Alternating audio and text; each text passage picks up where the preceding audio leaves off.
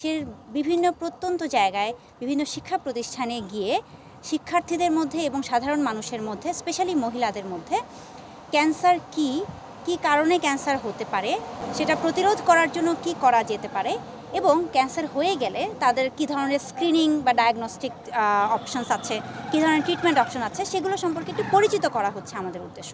Cancer নিয়ে মানুষের মধ্যে যে একটা ভীতি আছে যে ক্যান্সার হলেই মারা যেতে হবে, সেই ভীতিটাই আমরা দূর করতে চাই।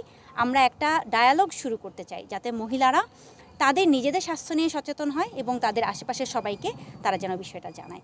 আমরা গত সেপ্টেম্বর থেকে এটা নিয়ে কাজ করছি। কী ধরনের সাইন্স অ্যান্ড সিমটমস দেখে একটা মানুষ বুঝতে পারবে যে তার ক্যান্সার হতে পারে। তার মানে এই যে নানান রকম ক্যান্সার আছে, নানান রকম ক্যান্সারের কি ধরনের উপসর্গ দেখা যেতে পারে, কি উপসর্গ দেখে সে বুঝতে পারবে, তার আসলে টেস্ট করানো দরকার, তার ডায়াগনোসিসে যাওয়া দরকার এবং ফাইনালি তার ট্রিটমেন্ট অপশন কী আছে সেগুলো নিয়ে আমরা বার্তা দিতে চাই, মূলত মহিলাদের ক্যান্সারের জন্য।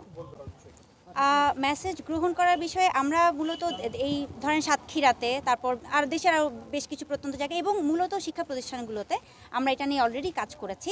আমরা এখানে ডেটা কালেক্ট করছি যে এদের এই সেমিনারের আগে এবং পরে তাদের মধ্যে অ্যাওয়ারনেস লেভেল কী পরিমাণ চেঞ্জ হয়েছে সেটা নিয়ে আমরা কাজ করছি।